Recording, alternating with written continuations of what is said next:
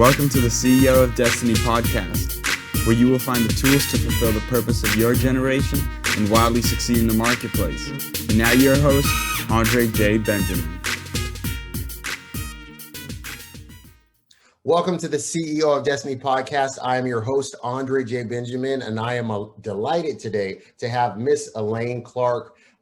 Elaine has been a pioneer and a real strong pillar in coaching, training. She's done apps, she's done animation for voice. She has helped people really find their voice, find the impact of their voice, using their voice, monetizing their voice, started schools. I don't want to give away all the goods because I want to hear the story and allow you as the viewer and the listener to really connect with what she has to share. She wrote 2 powerful books. I just got my hold on I've been really digging into the second one. The first one that I came across was Voiceovers for Podcasting, How to Develop a Career and Profit. And then she has them right there, but I like to show my version, And then there's Money Where Your Mouth Is, a complete insider's guide to earning income and building a career in voiceovers. And I'm delighted to have her this morning to be able to share some of her journey and some of her process, and then also maybe give some keys to people to help them in their own exploration. So welcome, Miss Elaine Clark.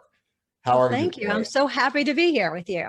Oh, absolutely. Absolutely. I want to really delve into your story because I'm interested about your origin story. Can you tell us a little bit about your origin story and how you got into the work that you have done and you're currently engaged in? Well, I say back when the dinosaurs roamed the earth, that's when I started. I was a theater major in college. I also got a degree in education. So I moved to San Francisco in the late 70s, and I was doing theater, and I was a newlywed. When you're in a play, you're gone for like 4 to 6 months. And he kept saying, well, I want to see you a little bit more. Someone told me about voiceover. It was a very small business at the time, and only people were, teaching things out of their house. And so I found a place that would help me. And so I fell in love with it. I thought, oh my goodness, you mean I don't have to go to rehearsals? I just have to read some copy and then you give me money. This is amazing. But what I didn't realize was how difficult it is, because the difficulty comes in, and when you're working on a play, it's an evolution and it's a shared experience with others. When you're doing voiceovers, you have to bring all that experience to it and be ready for opening night within a couple minutes. So it was a matter of, how do I do that thing that I didn't really know that I was doing when I'm performing on stage? How do I apply it to the microphone? So fortunately, at that time, people were willing to work with you. And I think the first, 6 months or a year or maybe more, who knows, depending on who you talk to, I was really good about 2 weeks after the job, but not on the job, because there's so much about how to use the body, how much to bring those words to life, because a picture's worth 1,000 words. So now we're talking about voiceover and how to use the voice and how you have to use more of your body in order to project that out and trust a lot more when you're just using a microphone. So anyway, people would then say, when I did something well, they go, that's great. And I didn't know what they were doing. What I did, and I didn't know how to replicate it. So part of it was just sort of paying attention to what people were saying and saying, what was that? Well, how are you doing this? And then after not that long a time, like a year or two, people kept saying, how did you break in? How did you do that? And my educational background, as well as my theater background and my love for voiceover came in.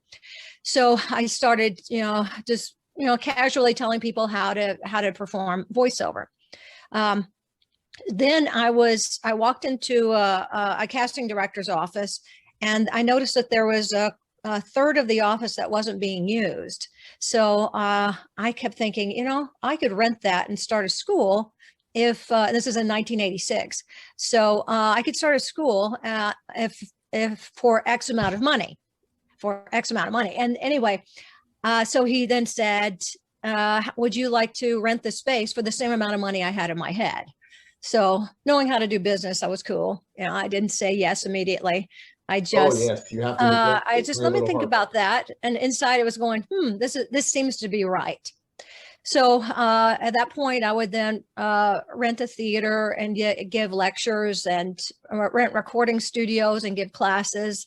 And then other people started finding me and saying, will you direct this project? So, and I was also doing on camera work and learning how to do that. And it was kind of nice being in the Bay Area because a lot of the technology was taking off and I was growing with it.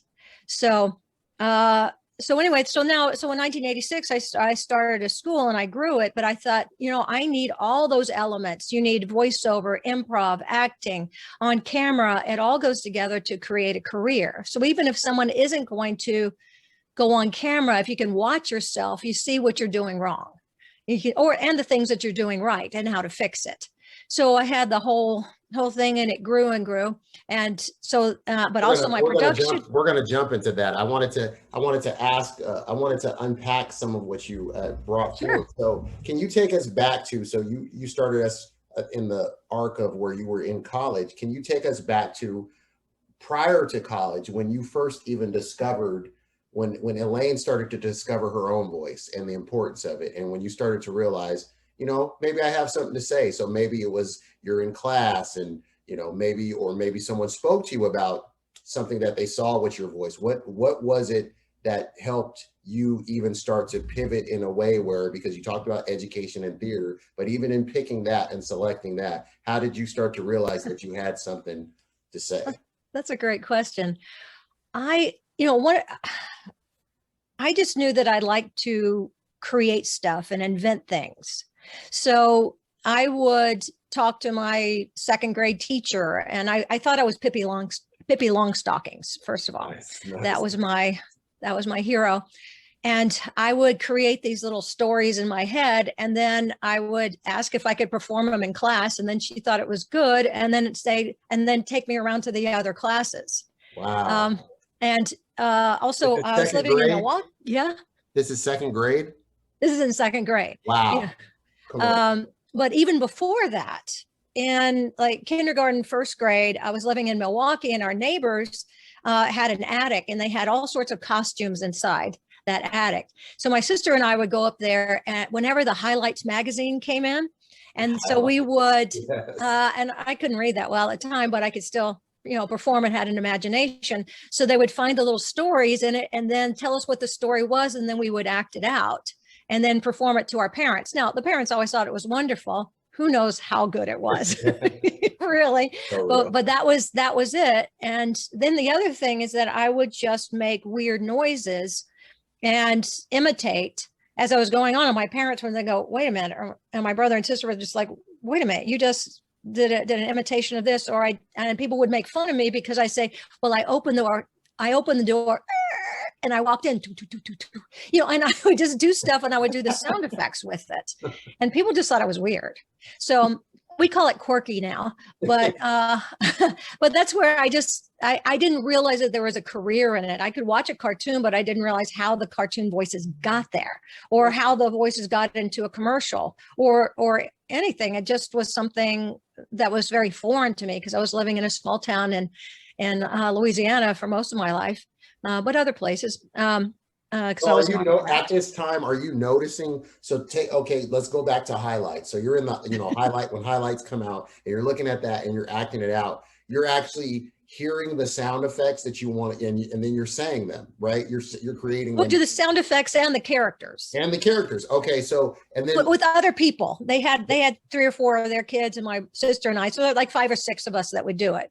And then when you're watching cartoons, are you also listening to the sound effects so that you can mimic them, or you get what I'm saying? So were you naturally doing that of saying, if somebody falls, you fall as well, but you also do a sound effect with it? Were you, because I'm seeing the process of how you were, because you know a lot when you dig into your work. When a person digs into your work, you know a lot about inflection, tone, rhythm, all this. So I'm wondering, even in this formative stage, were you even noticing and starting to mimic and listen to some of those different nuances of voice back then as you're watching cartoons? And you may not have been thinking that deeply, but I'm just saying, what were you picking up on as you're even watching cartoons, or you're watching someone speak, or you're watching a play? Well, I don't think I did anything really consciously. It just sort of happened because it was just fun. So I was listening to patterns. I was listening to how they developed, how comedy was, what made comedy funny. How could you do that? So that, and I realized that most things are based on 180-degree differences. So if you go, I am never going to see you again, and then you forget something and have to come back and go up. I will just be out now. So everything was opposites. They'd set it up and then it have go the opposite direction. Then it set it up and go the opposite direction. So I would just do that. And then also when I was in high school, my father loved puns, so I picked up that, and like or dislike, my kids are all punsters as well. So I had a book of puns, and I would just draw puns on in the English classroom, in the room, on the chalkboard, because we had chalkboards then. And so I would just draw, and I was a terrible drawer, but I would just put, a picture of two dogs, and I go, it's a pair of dogs, because it was an English class and that was the lesson. So I would just do stuff like that. So I just realized I was just a little skewed, a little different. But I think when you're growing up, different doesn't feel right. Different feels different. Yes, different feels different. And everyone sees, there's kind of just a outside expected trajectory that everyone is kind of guided towards of this is what the, normal. That's why even when you alluded to Pippi Longstocking, and which is a great, for any body watching the show that may not be familiar, if you dig into that, it's a whole world you'll start to unpack, and it's delightful because the power of children even deploying imagination is huge, and there's so much that they are missing out by being in front of screens, arguably. But I love the fact that you talked about that. So then how did you end up picking theater? Because you started on your own, but then how did you end up picking theater to go into? It was, of course, like you're a junior in high school and trying to figure out what to do. And I thought, well, I could be a lawyer. It's too much school. I could be a doctor. No, I don't like blood. I could be a reporter. But, at this time, people were reporting in Vietnam. I thought, well, that's, seems kind of dangerous. What do I want to be? Oh, I'll be an actor because I can do all of that, but I don't have to do all the schooling that's involved with it. So I can just pretend. Yeah. So I went into that pretend world. And, but one of the things about it, I realized that I had too much structure. You have all the, this is where a lot of the stuff about being an actor, you have to unpack the stuff that you were told was wrong that actually is right. Like don't act up, don't, sit down and behave yourself. Don't make those funny noises. Don't do those funny voices. This, be serious, all that stuff. And then you have this permission to do it.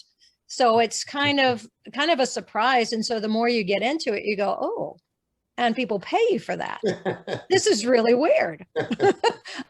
But I didn't never know that it was just an evolution of how it happened. So can you point out some people that through that process of you, before you even started getting to the place where you jumped into business and saw the business side of it, and launching, you pioneered in several areas. Can you break down some peoples that could be in the form of teachers, coaches, mentors who were able to recognize some things and pull them out of you?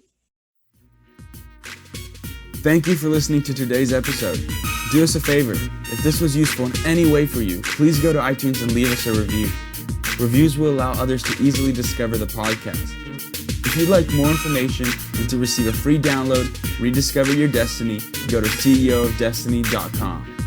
Thanks again, and tune in next time.